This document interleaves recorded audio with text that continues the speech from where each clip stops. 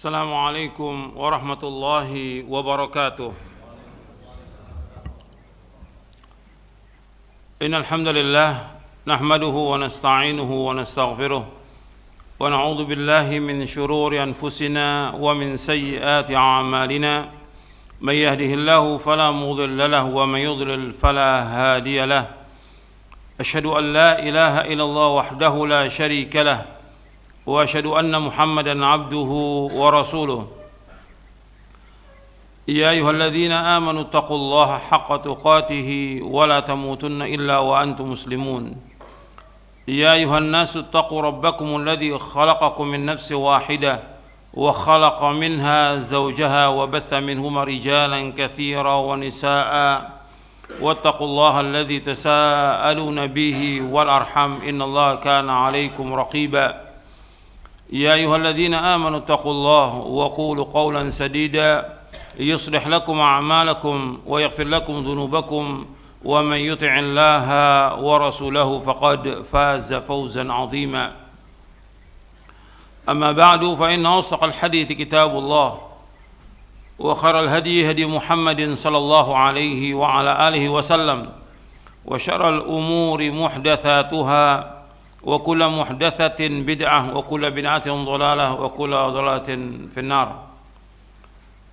Ayolah ikhwah, a'azakumullah, kepada jamaah yang hadir yang mudah-mudahan dirahmati oleh Allah Ta'ala, dan kepada kaum muslimin pendengar dan pemirsa TV dan Radio Roja yang mudah-mudahan dirahmati oleh Allah Ta'ala. Alhamdulillah, kita bersyukur kepada Allah Subhanahu wa ta'ala atas segala nikmat yang Allah karuniakan kepada kita.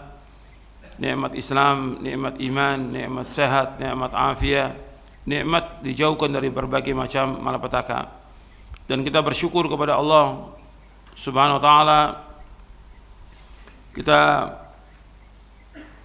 melanjutkan kembali kajian kita dari kitab Syarah Aqidah Ahlussunnah wal Jamaah, dan kita bersyukur kepada Allah Ta'ala, kita masih diberikan oleh Allah kesempatan waktu yang luang untuk menuntut ilmu syar'i yang merupakan kewajiban atas setiap muslim dan muslimah. Dan kita perhatikan bahwa menuntut ilmu ini wajib, dan menuntut ilmu itu ibadah. Maka kita harus luangkan waktu kita untuk ibadah kepada Allah. Dan menuntut ilmu ini merupakan kewajiban yang paling besar, karena dengan ilmu kita akan tahu bagaimana kita beribadah kepada Allah dengan benar. Dengan ilmu kita akan tahu yang mana yang benar, yang mana yang salah. Dengan ilmu kita akan tahu yang mana tauhid, yang mana syirik. Dengan ilmu kita akan tahu yang mana sunnah, yang mana bid'ah. Dengan ilmu kita akan tahu yang mana hak, yang mana batil. Dengan ilmu kita akan tahu yang mana amal-amal taat dan yang mana yang maksiat. Dan masih banyak yang lain lagi. Makanya kita betul-betul harus luangkan waktu kita untuk menuntut ilmu syar'i agar kita paham tentang agama ini. Karena sayangnya banyak kaum muslimin tidak memperhatikan tentang ilmu. Dan ilmu ini dipuji oleh Allah dalam Al-Quran dan dipuji oleh Rasulullah sallallahu alaihi wasallam. Dan Allah menyuruh kepada Nabi Muhammad sallallahu alaihi wasallam, wa qul rabbi zidni ilma. Katakanlah, ya Allah, tambahkanlah aku ilmu. Allah menyuruh Nabi Muhammad sallallahu alaihi wasallam untuk minta tambahan ilmu, bukan minta tambahan harta. Allah menyuruh Nabi Muhammad sallallahu alaihi wasallam untuk minta tambahan ilmu, bukan tambahan harta. Allah sebutkan dalam surah Taha surah 20 ayat 114, wa qul rabbi zidni ilma. Ya Allah, tambahkanlah aku ilmu. Dan ini yang kita minta setiap hari. Setiap pagi setelah selesai salat subuh kita berdoa, Allahumma inni as'aluka ilman nafi'a wa rizqan thayyiba wa amalan mutaqabbala. Ya Allah, aku mohon kepada Engkau ilmu yang bermanfaat, rezeki yang halal, dan amal yang terima. Jadi ilmu yang dimaksud ilmu syar'i. Yang dimaksud ilmu syar'i yang dikaji dari Quran dan Sunnah ala fahmi salaf. Dan ini wajib. Artinya kita betul-betul harus luangkan waktu kita untuk menuntut ilmu. Jangan kita korbankan demi kerja, usaha, dagang, itu wajib. Kerja, usaha, dagang wajib. Nuntut ilmu wajib. Tapi ingat bahwa nuntut ilmu ini harus terus. Dan betul-betul kita fokuskan waktu kita, luangkan sehingga kita mendapatkan ilmu yang bermanfaat. Dan Allah mengangkat derajat orang yang berilmu. Artinya menuntut ilmu syar'i. Yarfa'illahu alladhina amanu minkum walladhina utul ilma darajat. Allah mengangkat orang-orang beriman di antara kalian dan orang berilmu berapa derajat? Dalam surah Al-Mujadilah ayat 11. Jadi Allah SWT menyuruh kita untuk talabul ilmi, dan orang yang menuntut ilmu ini akan diangkat derajatnya oleh Allah SWT. Dan Allah akan mengangkat manusia dengan Quran, dengan sunnah. Kalau mereka pelajari Quran dan sunnah dengan benar, dengan pemahaman yang benar, dan mereka mengamalkannya. Tapi ketika mereka tidak memahami dengan pemahaman yang benar dan tidak mengamalkan dengan pengamalan yang benar, akan direndahkan oleh Allah Ta'ala. Dari sahabat Umar bin Khattab radhiyallahu an, qala Rasulullah sallallahu alaihi wasallam, innallaha yarfa'u bihadzal kitabi aqwaman wa yadh'u bi akharin. Nabi bersabda sallallahu alaihi wasallam, sesungguhnya Allah akan mengangkat dengan Al-Quran ini beberapa kaum, dan Allah akan rendahkan beberapa kaum. Allah akan hinakan beberapa kaum. Diangkat derajatnya oleh Allah orang-orang yang beriman kepada Al-Quran dan Sunnah ala fahmi salaf. Dia belajar, nuntut ilmu, dia memahami dan dia mengamalkannya. Tapi Allah rendahkan bagi orang-orang yang tidak memahami dengan pemahaman yang benar dan tidak mengamalkannya. Maka kita harus betul-betul sungguh-sungguh dalam talabul ilmi. Yang pertama yang harus kita perhatikan, kita harus ikhlas karena Allah Ta'ala dalam talabul ilmi. Tanpa keikhlasan nggak akan dapat ilmu selama-lamanya. Yang kedua, harus ada kesungguhan dalam talabul ilmi. Nggak bisa kita main-main. Nggak bisa ilmu dipakai untuk main-main. Ilmu ini harus ada kesungguhan, keseriusan. Karena yang paling bermanfaat ilmu. Yang paling utama dari semuanya ilmu. Setelah amal-amal yang wajib, yang paling utama dari semuanya ilmu. Dan itu disebutkan oleh para ulama salaf tentang keutamaan ilmu. Bahkan kata Imam Ibnu Jauzi bahwa ilmu itu al-aslul akbar. Pokok yang paling besar adalah ilmu. Kembali kepada ilmu semuanya. Dan kesesatan manusia karena kebodohan mereka. Karena mereka tidak berusaha untuk thalabul ilmi, menuntut ilmu yang benar, dan gak ada kesungguhan dalam thalabul ilmi. Kemudian sungguh-sungguh ini disebutkan oleh Rasulullah SAW, ihris ala ma yanfa'uka wasta'in billah wala ta'jaz. Hendaklah kamu berkemauan keras kepada yang bermanfaat bagi kamu, minta tolong kepada Allah, jangan lemah. Hadis ini sahih riwayat Muslim. Disuruh kita bersungguh-sungguh kepada yang bermanfaat. Nuntut ilmu bermanfaat. Yang paling manfaat nuntut ilmu. Maka harus sungguh-sungguh. Minta tolong kepada Allah, jangan lemah. Enggak ada dalam thalabul ilmu itu malas, lemah, ngantuk dan segala macam. Harus sungguh-sungguh thalabul ilmi. Enggak bisa bermain-main. Dan enggak bisa ilmu dipakai untuk main-main. Kemudian yang ketiga, dalam thalabul ilmi harus ada berusaha untuk memahami. Pemahaman ini penting, karena banyak orang menuntut ilmu tapi dia nggak paham. Maka di dalam Sahih Bukhari disebutkan di Kitabul Ilmi, al-ilmu al-fahmu. Di Sahih Bukhari di Kitabul Ilmi disebutkan tentang al-ilmu al-fahmu.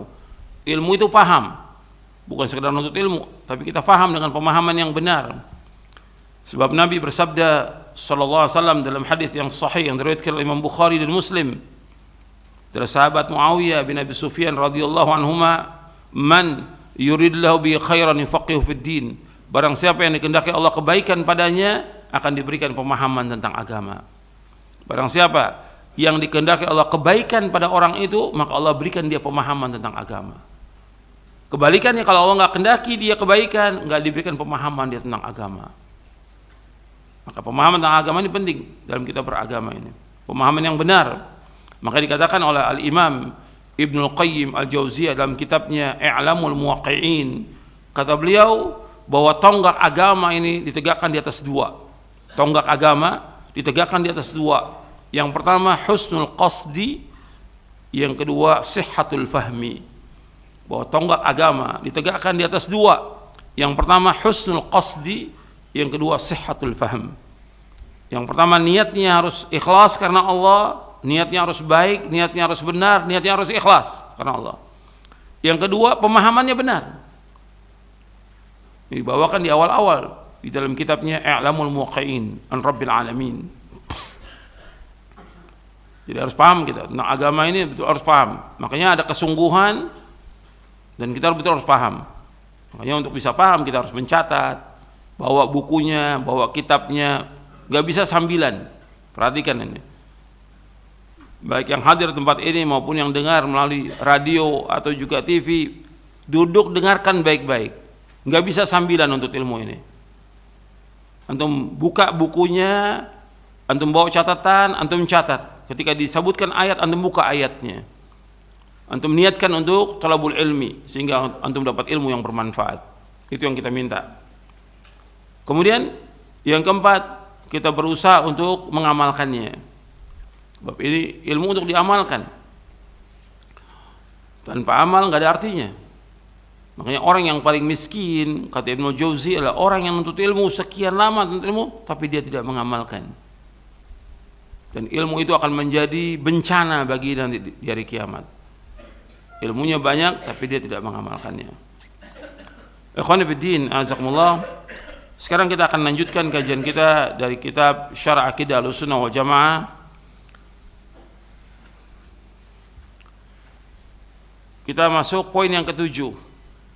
Yang keenam sudah, dan muqaddimahnya juga panjang, saya bawakan dalam muqaddimah tentang tauhid asma wa sifat. Di poin yang keenam nanti bisa buka lagi catatan antum di Roja, antum bisa dengarkan ulang lagi. Karena panjang saya sebutkan tentang muqaddimah tauhid asma wa sifat. Karena pembahasan yang penting yang dibahas oleh para ulama. Karena kita sudah bahas tauhid ada tiga, tauhid ar-rububiyah, tauhid al-uluhiyah, dan tauhidul asma wa sifat. Tauhid rububiyah sudah kita bahas. Tauhid uluhiyah juga sudah kita bahas. Kemudian tauhid asma wa sifat, saya sudah kasih muqaddimahnya panjang tentang tauhid asma wa sifat. Yang terakhir di bab yang di poin yang keenam, saya bawakan penjelasan Al-Imam Ibnul Qayyim dalam kitab beragama ini. Yang pokok adalah kita membenarkan apa yang datang dari Al-Quran dan Sunnah, kemudian melaksanakan perintah. Antum lihat catatan antum penjelasan Al-Imam Ibnul Qayyim ketika saya membahas tauhid asma wa sifat, poin yang keenam dari buku Syarah Aqidah Ahlussunnah wal Jamaah. Saya bawakan terakhir penjelasan Al-Imam Ibnul Qayyim rahimahullah. Kalau kita ingin mendapatkan petunjuk dari Allah SWT, maka yang pertama kita membenarkan berita yang datang dari Al-Quran dan Sunnah. Yang kedua, melaksanakan perintah Allah SWT. Dan ini pokok merupakan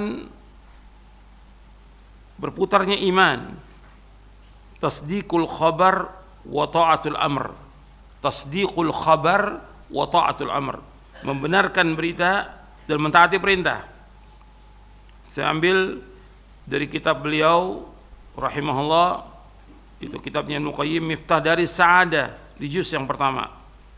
Setelah itu kata beliau kita harus diikuti dua perkara yang tadi, membenarkan berita, mentaati perintah, kemudian kita menafikan syubhat yang batil. Dan juga yang keempat menolak syahwat. Jadi di sini ada 4 perkara kata beliau. Yang pertama membenarkan berita. Yang kedua yaitu kita mentaati perintah. Yang ketiga yaitu kita menolak syubhat, dan yang keempat kita bersungguh-sungguh untuk menolak syahwat yang menghalangi antara seorang hamba dengan kesempurnaan ketaatan dia kepada Allah Subhanahu wa taala. Dan syubhat dan syahwat ini merupakan pokok kerusakan seorang hamba dan celakanya seorang hamba di dunia maupun di akhirat. Sebagaimana membenarkan berita, mentaati perintah merupakan pokok kebahagiaan seorang hamba di dunia dan di akhirat. Ini yang terakhir kita bahas. Sekarang kita masuk poin yang ketujuh. Yang ketujuh tentang kaidah tentang sifat-sifat Allah Azza wa Jalla menurut ahlu sunnah. Kaidah tentang sifat-sifat Allah Azza wa Jalla menurut ahlu sunnah. Sifat-sifat yang disebutkan Allah tentang dirinya ada dua macam, sifat tsubutiyah dan sifat salbiyah. Yang pertama sifat tsubutiyah. Sifat tsubutiyah adalah setiap sifat yang ditetapkan Allah Subhanahu wa taala bagi dirinya dalam Al-Qur'an atau melalui sabda Rasulullah SAW. Semua sifat-sifat ini sifat kesempurnaan serta tidak menunjukkan sama sekali adanya sifat tercela dan kekurangan. Contohnya hayat artinya hidup, al-ilmu artinya mengetahui, al-qudrah berkuasa, al-istiwa bersemayam di atas arsy, an-nuzul turun ke langit terendah, wajah, yad tangan dan lainnya. Sifat-sifat Allah Subhanahu wa taala tersebut wajib tetapkan benar-benar sebagai milik Allah sesuai dengan keagungan dan kemuliaannya berdasarkan dalil naqli dan akli. Naqli artinya Al-Quran dan Sunnah, akli yaitu dalil akal. Dasarnya tentang kita wajib menetapkan sifat Allah secara hakikat menurut yang sesuai dengan kemuliaan dan keagungan Allah Subhanahu wa taala, yaitu Allah berfirman dalam surah An-Nisa, surah yang keempat ayat 136. Allah berfirman, ya ayyuhalladzina amanu aminu billahi wa rasulihi wal kitabil ladzi nazzala rasulul kitabil ladzi anzala min qabl wa may yakfur billahi wa malaikatihi wa kutubihi wa rusulihi wal yawmil akhir faqad dhalla dhalalan ba'ida.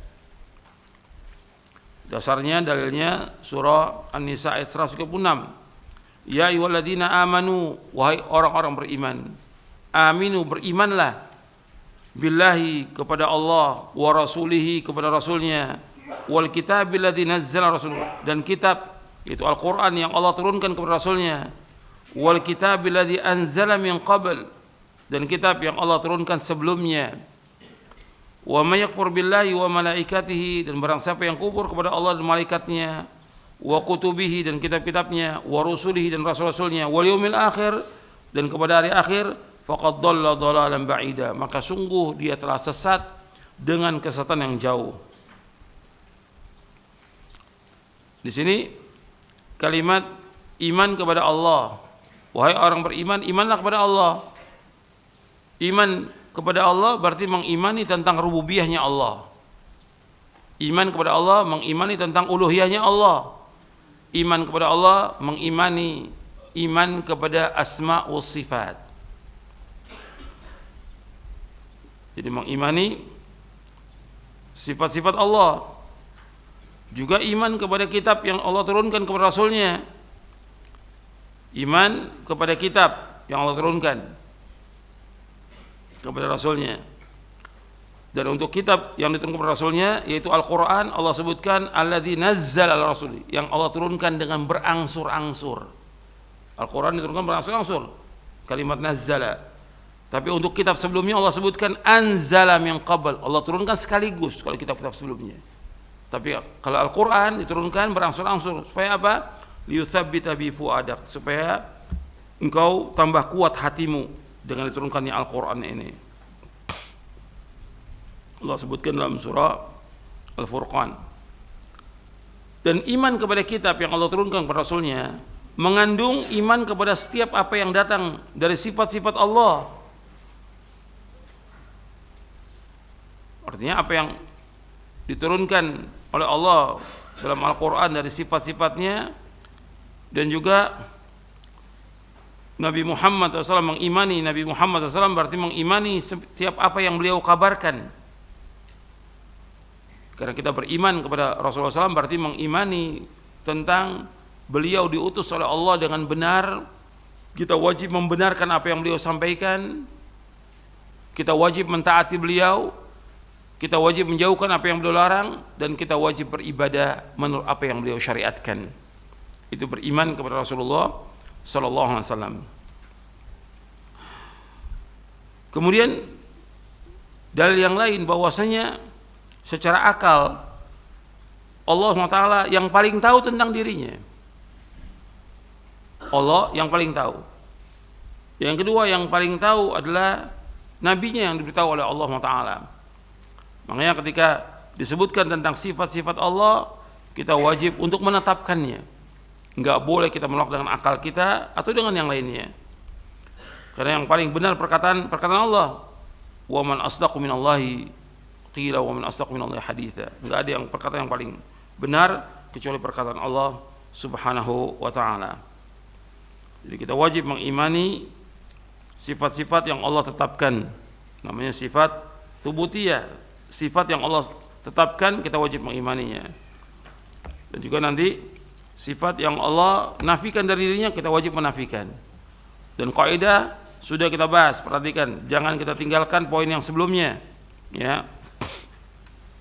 Poin sebelumnya yang sudah kita bahas dari poin yang ke-6, karena ini lanjutan yang ke-7 ini. Jadi ketika membahas yang ke-7 ini, antum jangan lupa pembahasan yang ke-6. Jadi ketika berbicara tentang sifat Allah disebutkan amiruha kama ja'at bila kaif. Itu halaman 162. Perlakukan sifat Allah secara apa adanya dan janganlah engkau persoalankan, jangan kau tanyakan tentang bagaimana sifat itu. Ini perkataan para imam semuanya menyebutkan demikian.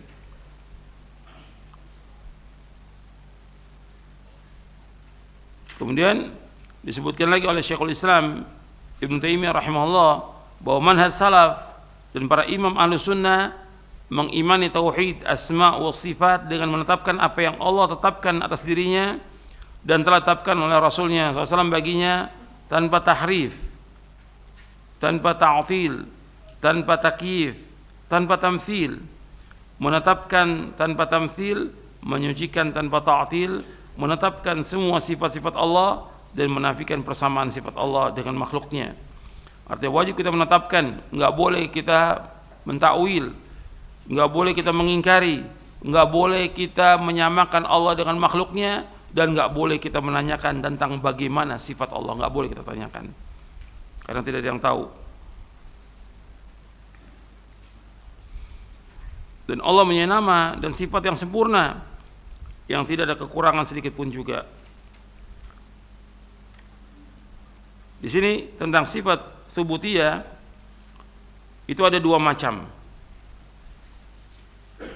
Kita melihat di halaman 167 pembahasan yang ke-7 yang kita sedang bahas bahwa sifat tsubutiyah dasarnya surah An-Nisa ayat 136 tentang kewajiban kita mengimani Allah. Kalau mengimani Allah berarti mengimani tentang rububiyahnya, uluhiyahnya dan asma wa sifat.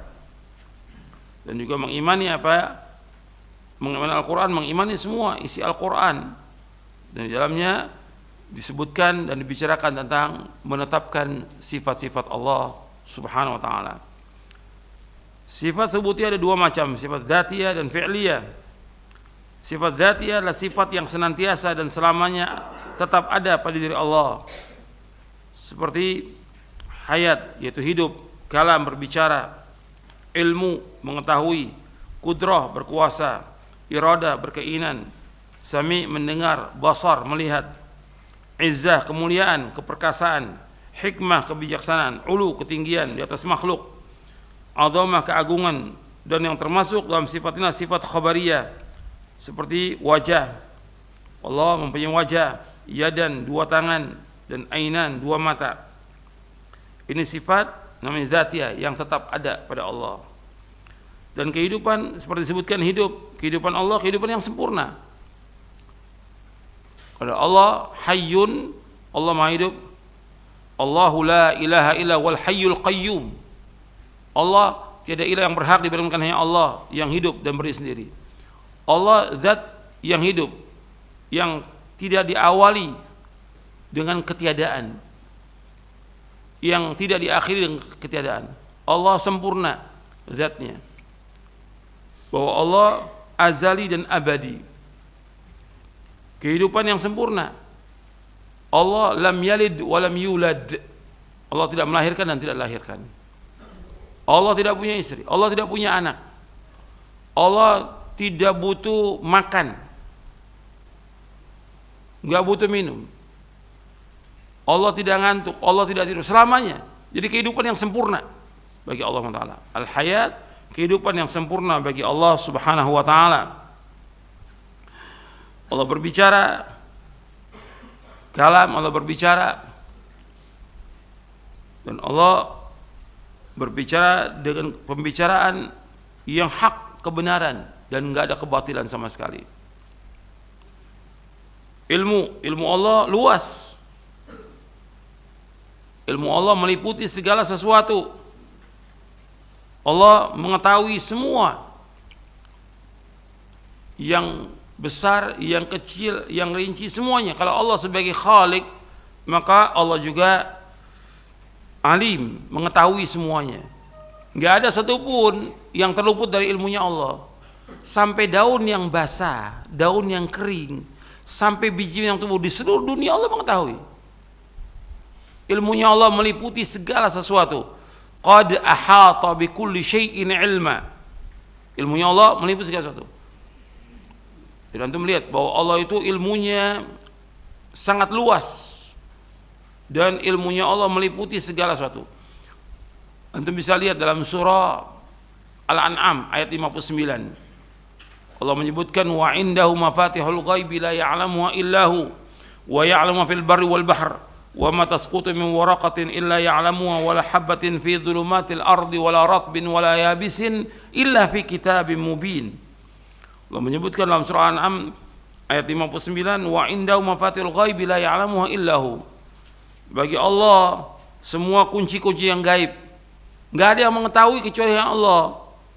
Ya wa ya'lamu ma fil barri wal bahr, Allah mengetahui apa yang di daratan dan apa yang di lautan, semuanya. Enggak ada yang terluput dari Allah. Semuanya Allah ketahui. Yang kecil maupun yang besar, semuanya. Wa ma tasqutu min waraqatin illa ya'lamuha, dan tidaklah satu daun yang jatuh baik itu di langit maupun di muka bumi ini melainkan Allah mengetahui. Wala habbatin, begitu biji-bijian, fi dhulumatil ard, di kegelapan bumi Allah mengetahui. Biji-bijian yang tumbuh di seluruh dunia ini Allah mengetahui. Di langit, di bumi, di sorga, semuanya Allah mengetahui. Enggak ada satupun yang terluput. Wala ratbin, enggak ada satupun yang basah. Wala yabisin, tidak ada satupun yang kering. Illa fi kitabim mubin, melainkan semua tercatat di dalam kitab yang nyata. Artinya Allah mengetahui semuanya. Enggak ada satupun yang terluput dari ilmunya Allah SWT. Itu luasnya ilmunya Allah SWT. Makanya kalau seandainya lautan ini untuk mencatat ilmunya Allah, sudah habis itu air laut. Kalau air laut jadikan sebagai tinta, pohon sebagai pena untuk mencatat ilmu Allah, akan habis. Ditambah 7 lagi lautan, akan habis itu. Menunjukkan luasnya ilmunya Allah Subhanahu wa taala. Allah sebutkan dalam Al-Qur'an, dalam surah Al-Kahfi, dan Allah sebutkan juga dalam surah Al-Luqman. Kemudian qudrah, kekuasaan Allah, kekuasaan yang mutlak. Kekuasaan yang Allah menguasai semuanya. Allah berbuat menurut apa yang Allah kehendaki. Dan Allah berkuasa, dan semua kerajaan itu semuanya milik Allah SWT. Allah angkat siapa yang Allah kehendaki, Allah hinakan siapa yang Allah kehendaki. Semua kerajaan, semua kekuasaan itu milik Allah Subhanahu wa taala. Keinginan Allah, Allah berbuat apa yang Allah inginkan. Fa'alu liman yurid. Allah Maha mendengar, Allah Maha melihat. Allah mendengar. Pendengaran Allah enggak sama dengan makhluk. Allah mendengar semua. Seandainya 1 miliar manusia semua berdoa kepada Allah, Allah tahu semua siapa yang berdoa. Tapi manusia, ketika manusia dipanggil oleh yang lain, 1 orang dipanggil nama kita, 5 orang panggil nama kita nggak tahu yang mana 5 orang itu yang manggil, yang mana 5 orang. Tambah lagi 10 orang manggil kita, bingung kita, yang mana yang manggil kita. 20 orang, tapi Allah tahu siapa yang manggil Allah Ta'ala. Apakah 100 manusia, 1000, 1 juta, 1 miliar, Allah tahu semuanya. Siapa yang meminta berdoa kepada Allah, Allah tahu. Dan Allah mendengar semua perkataan makhluknya ini. Dan semua tercatat. Begitu juga penglihatan Allah. Itu Allah melihat semua yang ada di langit, di bumi, dengan penglihatan yang sempurna.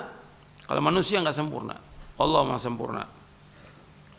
Kalau manusia lihat 1 kilometer, 2 kilometer sudah kabur dia. Tapi Allah melihat semua yang ada ini dengan kesempurnaan.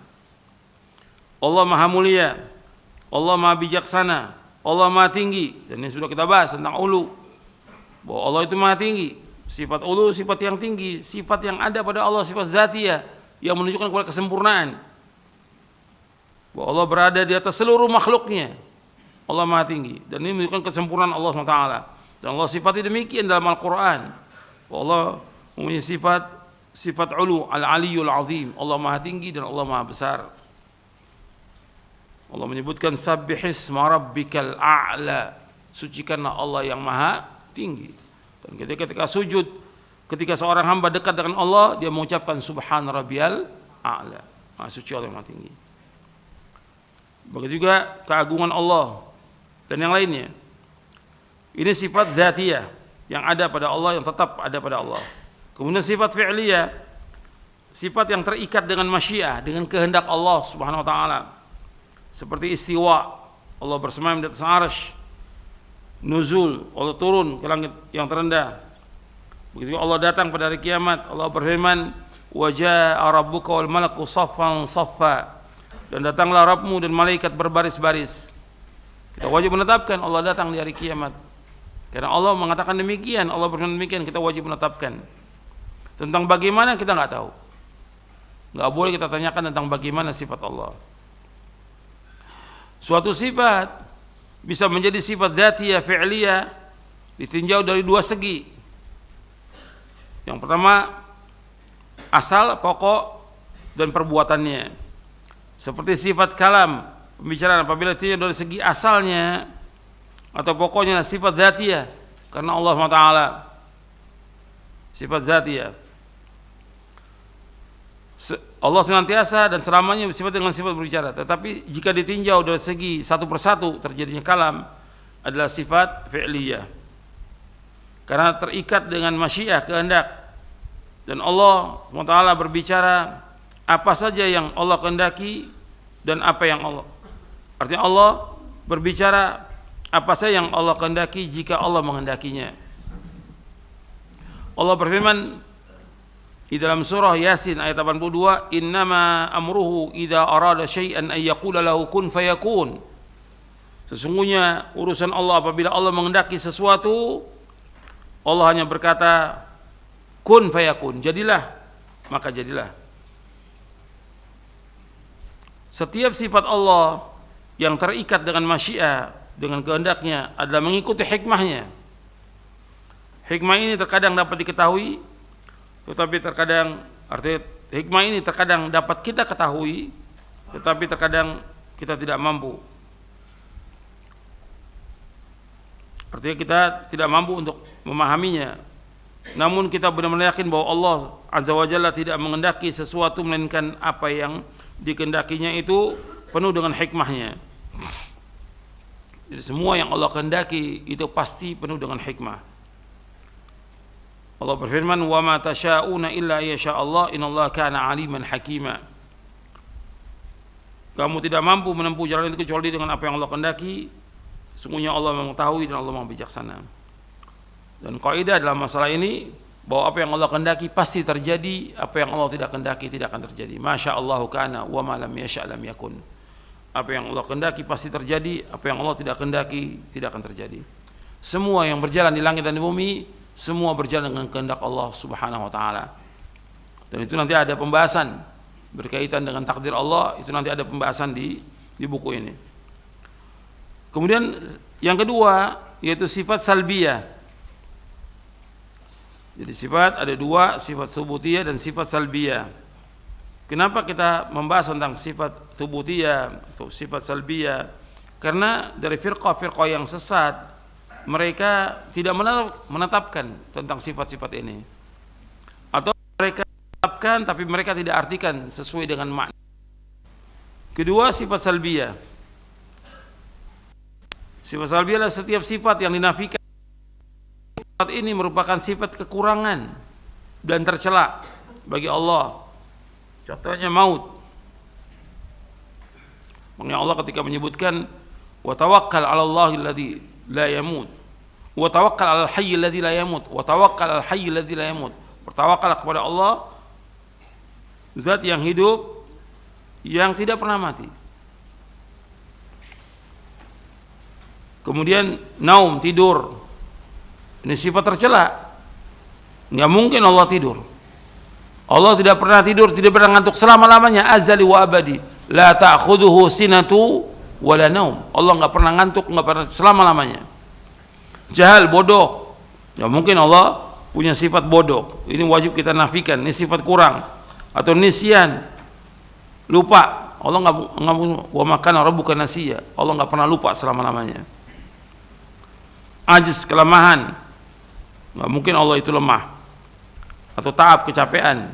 Allah mengatakan wa ma massana min lughub, dan kami tidak akan dikenakan oleh kecapean atau kelelahan. Sifat-sifat tersebut wajib dinafikan, ditolak dari Allah berdasarkan keterangan di atas dengan disertai penetapan sifat kebalikannya secara sempurna. Misalnya menafikan maut, mati, dan naum, tidur, berarti menetapkan kebalikannya, bahwasanya Allah Subhanahu wa taala zat yang maha hidup dengan sempurna. Menafikan jahal, kebodohan, berarti menetapkan bahwasanya Allah zat yang maha mengetahui dengan ilmunya yang sempurna. Antum lihat kembali kepada poin yang ke-6, halaman 164, halaman 194 di buku Syarah Aqidah Ahlussunnah wal Jamaah. I'tiqad Ahlussunnah dalam masalah sifat Allah Subhanahu wa taala didasari di atas dua prinsip.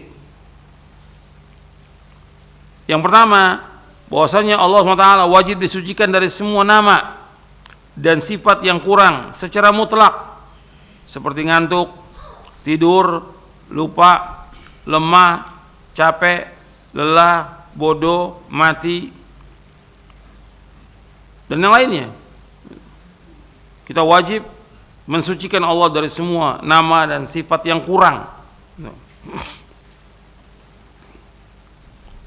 Seperti Nabi menafikan Allah dari sifat kurang, buta sebelah.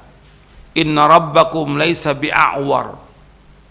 Ketika Nabi menyebutkan tentang Dajjal, Dajjal itu a'war, karena Dajjal mengaku sebagai Tuhan.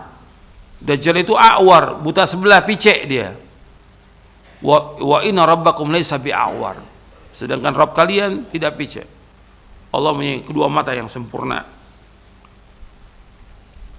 Jadi kita wajib mensucikan dari semua nama dan sifat yang kurang secara mutlak, sebagaimana Allah sebutkan demikian. Allah tidak melahirkan, Allah enggak dilahirkan, lam yalid wa lam yulad.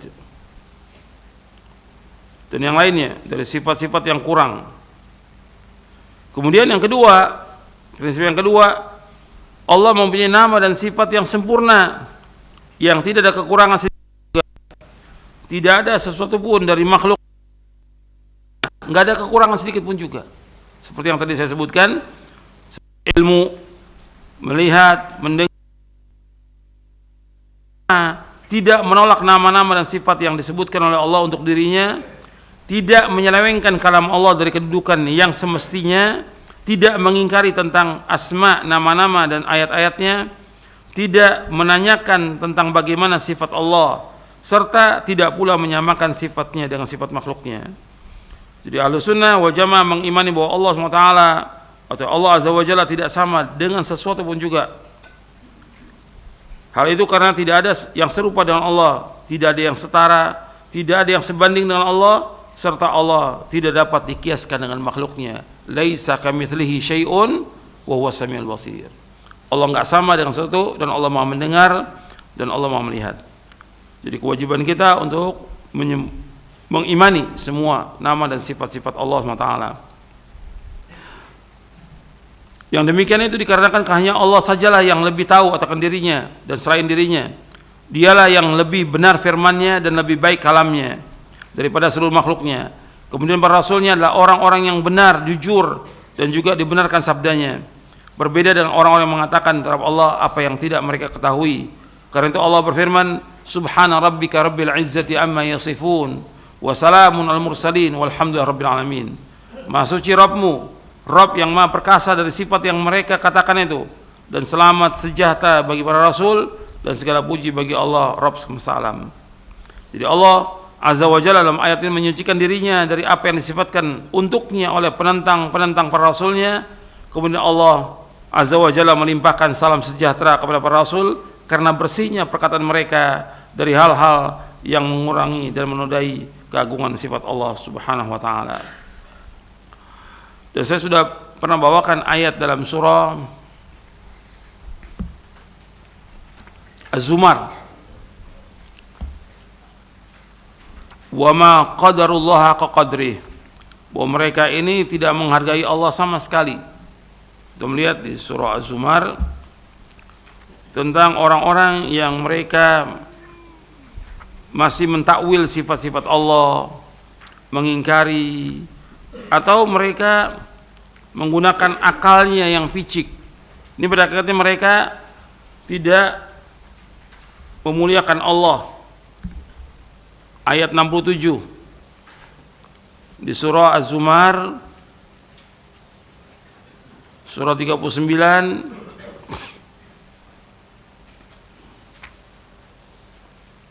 ayat 67. Allah berfirman, wa ma qadarullah haqqa qadrih wal ardu jami'an qabdatu yaumal qiyamah was samawati matwiyatun bi yamini subhanahu wa ta'ala amma yusyrikun. Allah berfirman, wa ma qadarullah haqqa qadrih, mereka tidak mengagungkan Allah sebagaimana mestinya. Wal ardu jami'an qabdatu yaumal qiyamah, padahal bumi itu digenggam tangan Allah pada hari kiamat. Was samawati matwiyatun bi yamini, dan langit itu digenggam di tangan kanan Allah SWT. Subhanahu wa ta'ala amma yusyrikun, maha suci Allah dan maha tinggi dari apa yang mereka persekutukan.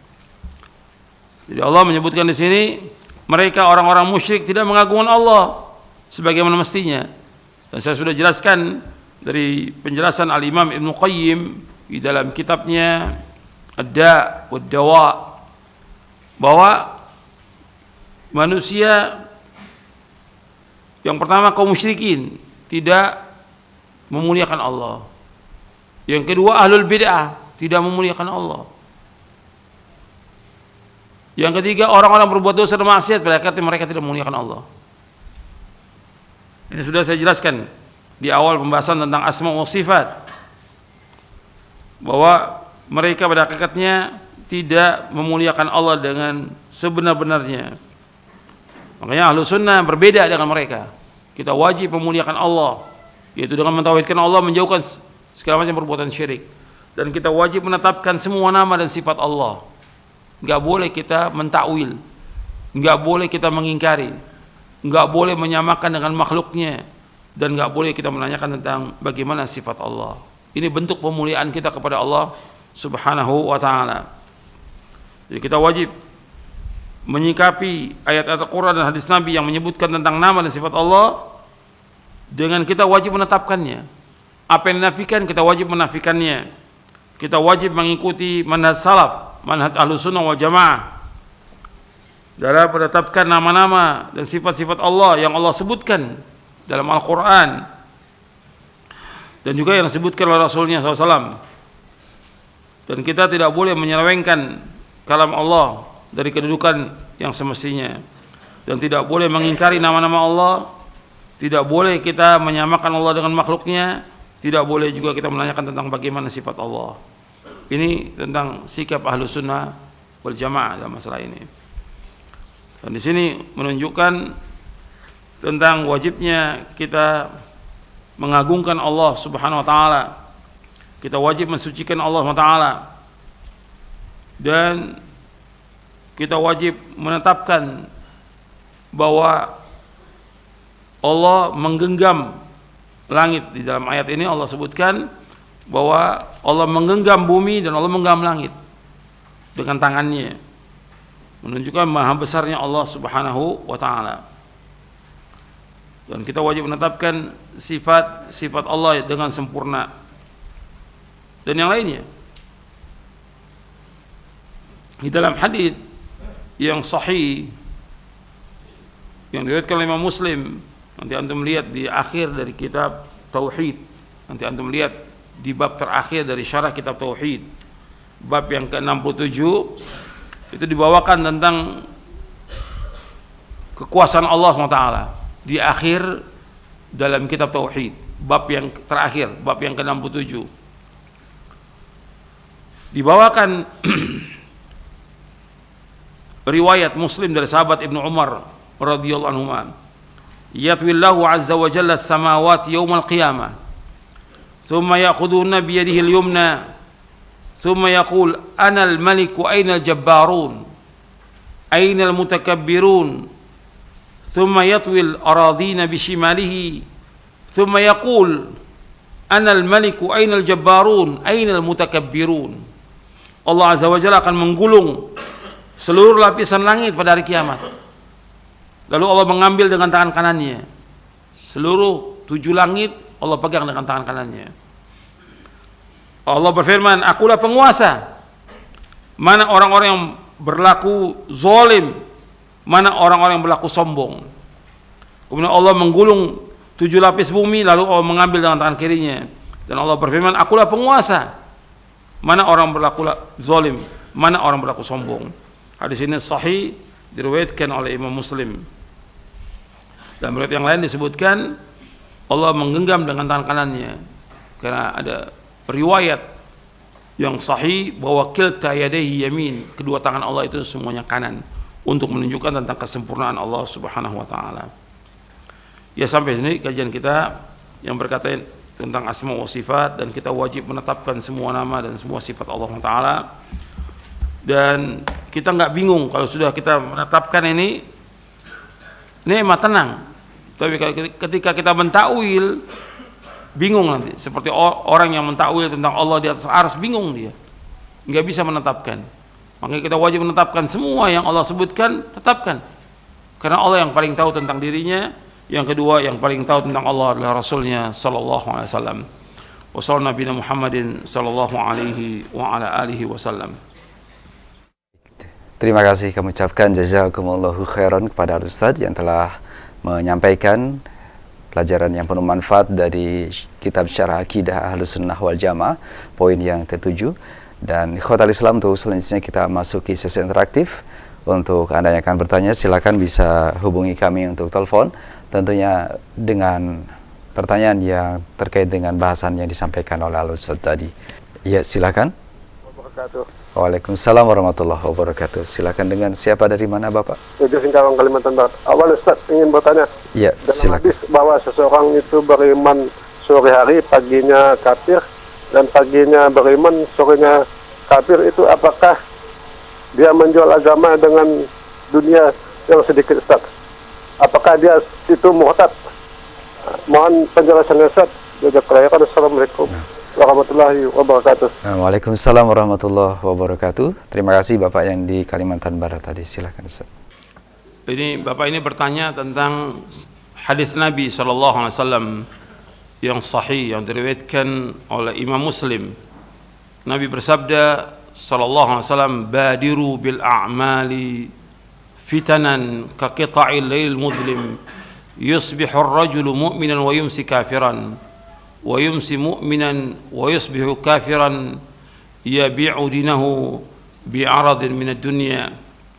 Nabi bersabda SAW, segeralah kalian melakukan amal-amal soleh. Yang fitnah-fitnah itu bagaikan bagian-bagian malam yang gelap. Pagi hari seorang itu beriman, sore hari dia menjadi kafir. Sore hari dia beriman, pagi hari jadi kafir. Dia menjual agamanya dengan sedikit dari dunia. Pertanyaannya tadi, apakah orang itu kemudian murtad dari agama dengan sebab itu? Kita bahas dulu di sini. Nabi SAW menyebutkan dalam hadis yang sahih yang diriwayatkan oleh Imam Muslim ini dari sahabat Abu Hurairah radhiyallahu an. Nabi menyebutkan SAW ketika terjadi fitnah. Fitnah apa aja? Apakah fitnah syubuhat, apakah fitnah syahwat, atau fitnah yang lainnya yang terjadi? Nabi bukan menyuruh kita membicarakan fitnah. Yang Nabi suruh menghadapi fitnah itu, Nabi menyuruh kita SAW untuk banyak beramal soleh. Badiru bil a'mal. Nabi menyuruh kita untuk apa? Segera melakukan amal-amal soleh. Karena apa? Sudah banyak fitnah. Sibukkan diri kita dengan amal soleh. Ya, amal soleh yang sudah kita ketahui, yang dasar dari Quran dan Sunnah, laksanakan. Kemudian Nabi menyebutkan di sini SAW, ada orang yang dia pagi beriman, sore kafir. Yang pertama, bisa jadi hakikatnya betul dia beriman paginya, sore kafir. Gitu. Atau dia paginya dia beriman, sore sudah terkena kekufuran. Artinya orang bisa aja dia berkata kalimat kufur atau syirik, belum tentu juga dikatakan orangnya kafir. Bisa karena kebodohan, karena kelalaian, atau yang lainnya. Atau sore dia beriman, pagi kafir. Dan Nabi menyebutkan di sini, dia menjual agamanya dengan sedikit dari dunia. Dan ini terjadi. Allah menyebutkan tentang ahlul kitab. Ahlul kitab itu mereka robah isi dari kitab itu. Karena apa? Karena dunia. Maka Allah sebutkan yashtaruna bi ayatillahi thamanan qalila. Mereka menjual ayat Allah dengan harga yang sedikit. Dia dapat uang, tapi dia enggak mengimani diutusnya Nabi Muhammad SAW. Ini kafir. Tapi dapat duit dia. Tapi sedikit. Kalau kita bandingkan sekarang orang dikasih uang 1 miliar atau 1 triliun, itu kecil, nggak ada arti apa-apa. Dibandingkan dengan apa? Dibandingkan dengan apa? Akhirat dengan surga. Dunia ini nggak ada apa-apa. Maka Nabi menyebutkan tentang dunia ini lebih jelek dari bangkai kambing. Nggak ada harganya sama sekali. Dibandingkan dengan apa? Dengan akhirat. Kenikmatan yang abadi, yang jutaan tahun. Makanya orang beriman itu dia harus betul-betul memahami agama ini. Dia nuntut ilmu, dia pahami, dia amalkan. Dan seorang dai dia wajib untuk mendakwakan dengan benar. Makanya ada orang-orang yang dia menjual agamanya dengan sedikit dari dunia. Dia robah ini ayat Al-Quran, dia robah agama Islam ini. Untuk apa? Untuk mendapatkan uang. Dia robah. Ya adanya jil, jaringan Islam liberal, adanya jin, itu kan proyek, dapat duit dia dengan bikin seperti itu. Mereka ingin umat Islam kufur seperti mereka. Waddu law takfuruna kama kafaru fatakununa sawa. Mereka ingin umat Islam ini kafir sebagaimana mereka kafir, sehingga sama. Jadi ada yang memang itu karena syubhat di kepala mereka, karena takwil, kekufuran, tapi ada juga yang betul-betul mereka keluar dari agama ini. Karena ada juga orang-orang yang tadinya dia Islam, kemudian dikasih uang, murtad jadi Kristen dia. Ada nggak yang seperti itu? Ada. Artinya dia jual agamanya dengan sedikit dari dunia. Yaitu jawaban saya, wallahu alam. Baik, terima kasih jazakallahu khairan jawaban dan nasihat Al-Ustaz. Demikian untuk penanya di Kalimantan Barat tadi. Untuk selanjutnya kami masih berikan kesempatan dari penelpon yang kedua di 0218236543. Silahkan. Iya. Assalamualaikum warahmatullahi wabarakatuh. Waalaikumsalam warahmatullahi wabarakatuh. Silakan, dengan siapa, dari mana Bapak? Dengan Pak Hidayat. Silakan Pak Hidayat. Dari Sukabumi. Silakan Mbak. Assalamualaikum Pak Ustadz. Waalaikumsalam warahmatullahi wabarakatuh. Gini Pak Ustadz, setiap anak melaksanakan sholat sunnah, ba'danya itu selalu membacakan asma Allah 33 kali setiap satu asma. Mohon penjelasannya dari Pak Ustadz. Jazakumullah khair. Iya. Tentang Assalamualaikum warahmatullahi wabarakatuh. Baik, baik Bapak Hidayat di Sukabumi, terima kasih kembali. Waalaikumsalam warahmatullahi. Silahkan Ustaz. Artinya ketika kita melaksanakan ibadah, sholat, yang wajib maupun yang sunnah, itu harus melihat contoh atau dalil dari mana keterangannya ketika selesai sholat itu baca Asmaul Husna. Kan harus ada keterangan, harus ada dalil dalam kita melaksanakan ibadah itu. Yang ada dalil kita lakukan, yang nggak ada dalil nggak boleh kita lakukan. Dan kemudian menetapkan harus 33 kali dari mana. Kalau sesudah sholat kita berzikir subhanallah 33 kali, alhamdulillah 33 Allah akbar 33, yang wajib itu memang ada nas, dalil. Dan ditutup dengan la ilaha illallah syarikalah lahul mulku wa syai'un qadir, itu akan menghapuskan dosa kita. Tapi ketika sholat sunat membaca Asmaul Husna 33 kali, dari mana keterangannya? Jadi harus ada dalil. Kalau nggak ada dalil nggak boleh, dan nggak boleh orang membuat-buat sendiri dalam kita beragama. Pada asalnya masalah ibadah ini tawakuf, kembali kepada dalil. Contoh, kalau ada dalil kita ikuti, kalau nggak boleh. Nggak boleh kita melakukan yang baru dalam agama. Nabi bersabda SAW dalam hadis yang sahih yang diriwayatkan oleh Imam Bukhari dan Muslim dari sahabat Ummul Mukminin Aisyah radhiyallahu anha wa ardaha, man ahdatha fi amrina hadza ma laysa min fa huwa radd. Barang siapa yang mengadakan sesuatu yang baru dalam agama kami yang nggak ada contohnya, tertolak. Jadi mengadakan yang baru dalam agama nggak ada contoh, tertolak. Jadi harus kepada dalil. Lihat, siapapun yang mengadakannya harus ada dalilnya. Wallahu alam. Yang lain. Terima kasih jazakallahu khairan jawaban dan nasihat Al-Ustaz. Demikian untuk Bapak Hidayat di Sukabumi. Selanjutnya kami angkat pertanyaan dari pesan singkat. Ada penanya yang kami terima pesan singkatnya. Assalamualaikum warahmatullahi.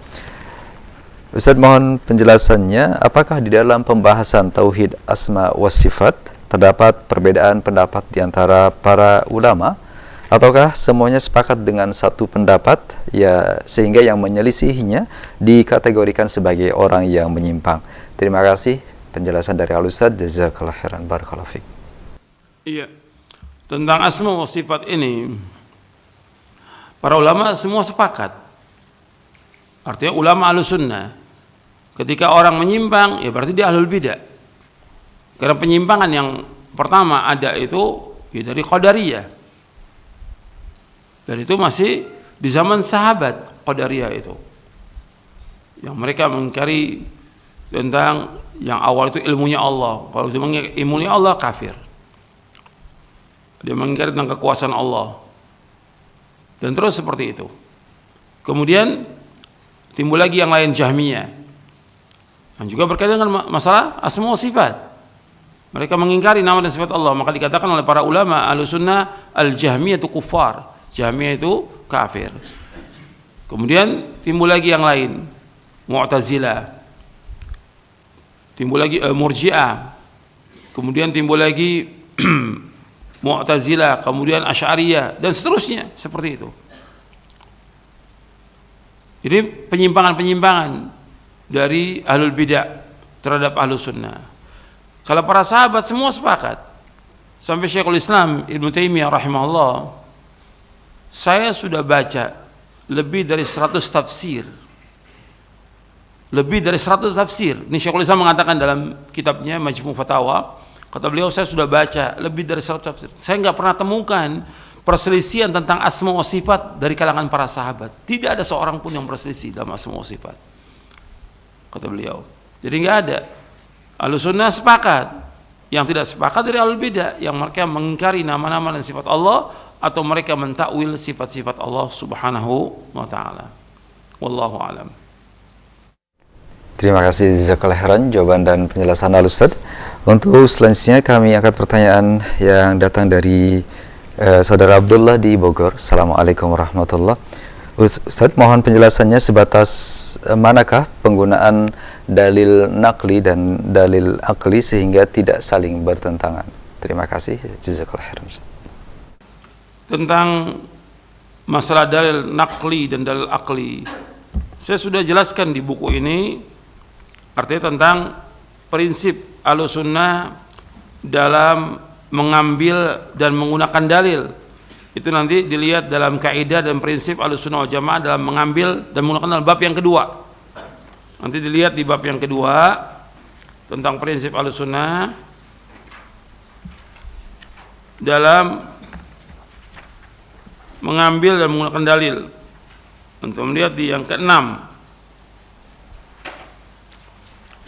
bab yang kedua, di poin yang ke-6 halaman 49.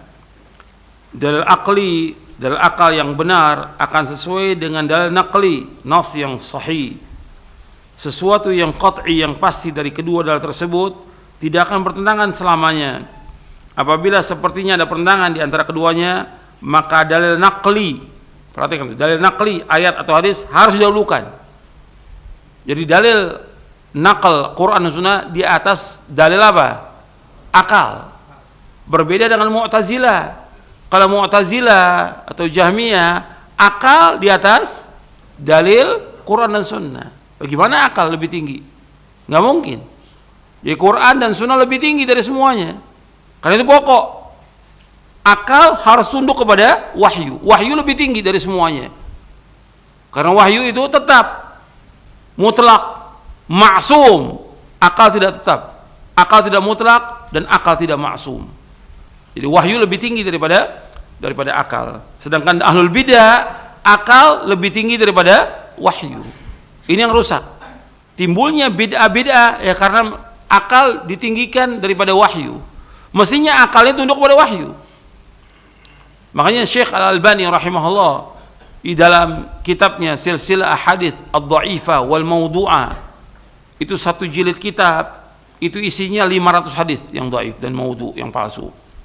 Beliau sudah nulis karya beliau 12 jilid, 6.000 hadis.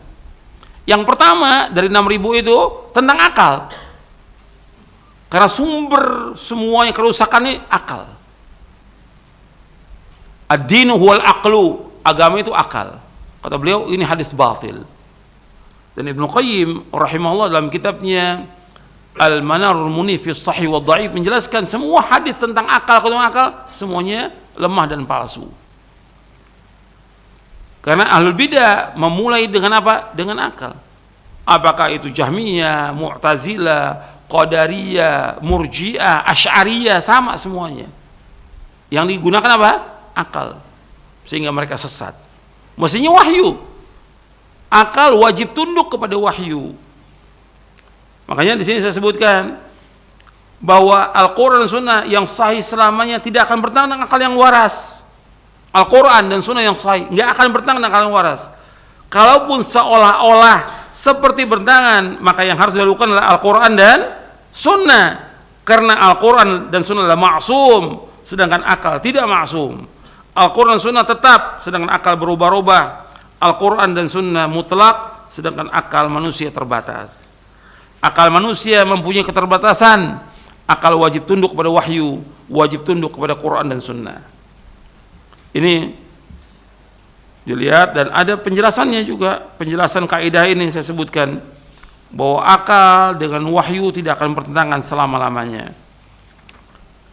Jadi dalil akal yang benar akan sesuai dengan dalil naql yang sahih. Dan saya sebutkan ini tentang Allah memuliakan akal, dan akal digunakan untuk memahami Al-Quran dan Sunnah, bukan untuk menentang dan bukan untuk menghukumi. Nah, banyak orang akal digunakan untuk menentang dan menghukumi Quran dan Sunnah. Ini yang salah, ini yang sesat. Itu dianggap seolah mereka adalah orang berakal. Pada hakikatnya tidak berakal. Karena apa? Karena menentang Quran dan Sunnah. Ini saya sebutkan penjelasannya. Untuk melihat, bisa lihat syarahnya dari mulai halaman 65 sampai halaman selanjutnya yang berkaitan dengan akal, supaya antum juga paham. Karena sumber kerusakan ya karena menganggap bahwa akal dia akal yang waras, yang bisa, padahal dia wajib untuk tunduk kepada wahyu karena akal manusia punya keterbatasan. Ya, ada yang mau tanya lagi? Silakan. Satu lagi mungkin.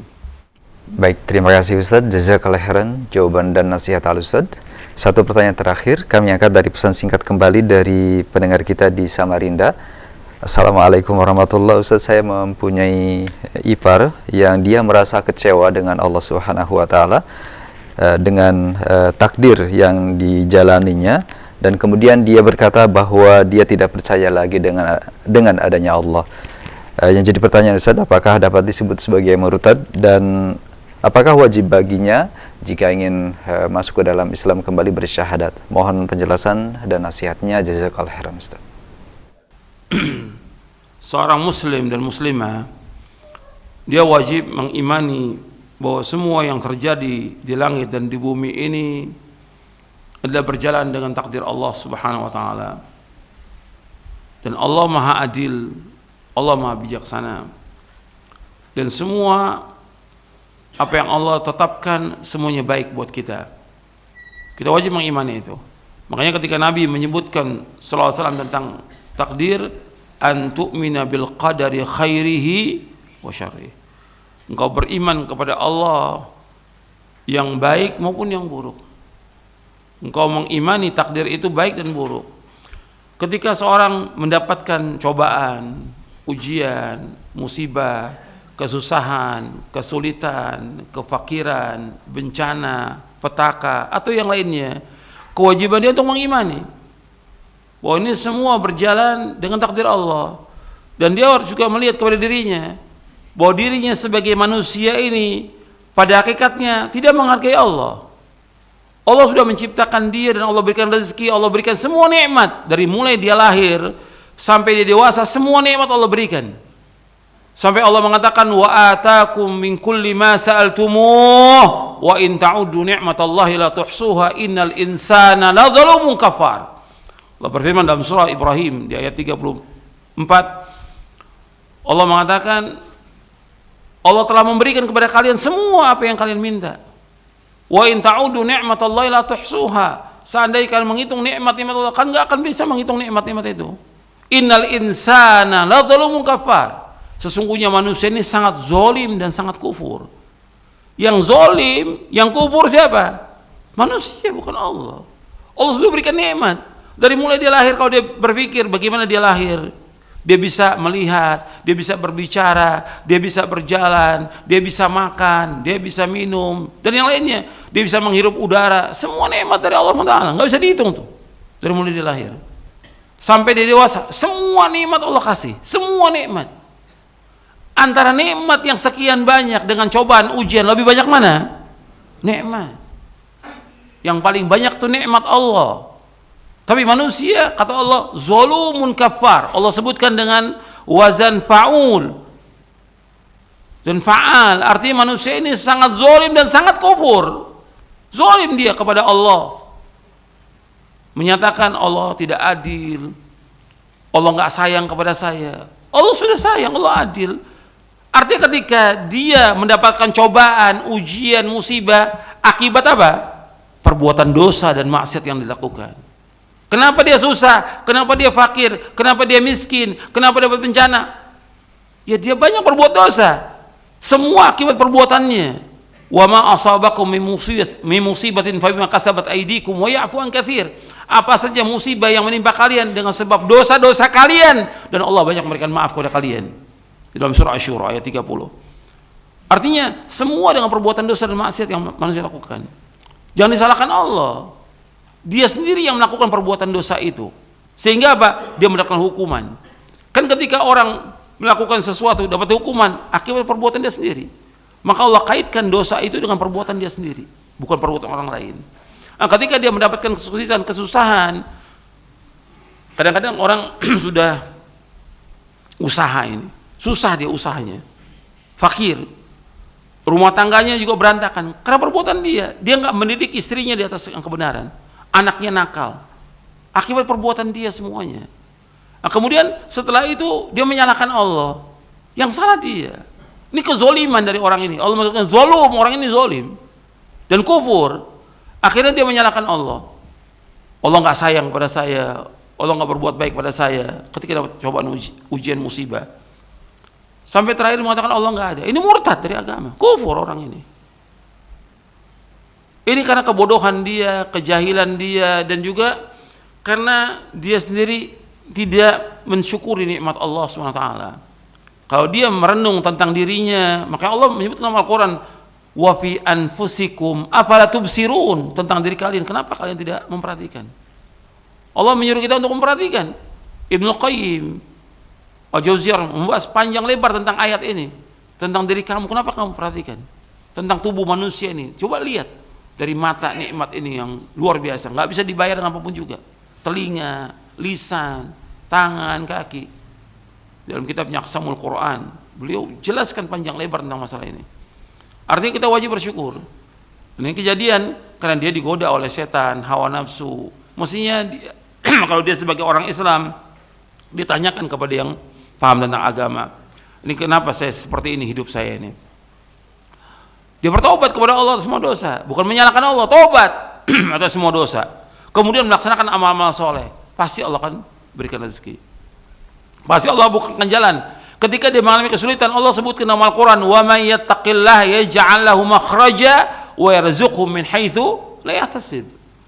Barang siapa yang bertakwa kepada Allah, Allah bukan jalan keluar. Dan Allah berikan rezeki dari arah yang tidak duga-duga. Allah itu sudah sangat sayang kepada kita. Sangat sayang. Dan Allah banyak memberikan maaf. Kalau Allah umpamanya mau mengadab kita, habis sebuah manusia ini. Karena apa? Dosanya sudah banyak yang lakukan manusia. Tapi Allah banyak memberikan maaf. Kalau seperti umat-umat terdahulu, begitu mereka salah langsung diazab langsung oleh Allah. Tapi untuk umat Islam enggak. Masih diulur, masih diberikan waktu agar dia kembali taubat dan segala macam. Mesti kita demikian. Karena Allah sudah banyak memberikan nikmat, kita wajib bertaubat atas semua dosa, kita kembali kepada Allah dan minta ampun atas semua dosa kita. Kemudian kita berusaha merubah tentang kehidupan kita dan istiqomah, nuntut ilmu, istiqomah, mengamalkan amal yang wajib dan sunnah. Mudah-mudahan yang saya sampaikan bermanfaat untuk saya dan untuk sekalian. Dan bagi yang mengucapkan kalimat demikian tadi itu, dia wajib untuk bertaubat kepada Allah dan dia mengucapkan syahadat lagi karena sudah kufur, murtad dari agama, menafikan Allah, menyediakan Allah, mengingkari Allah.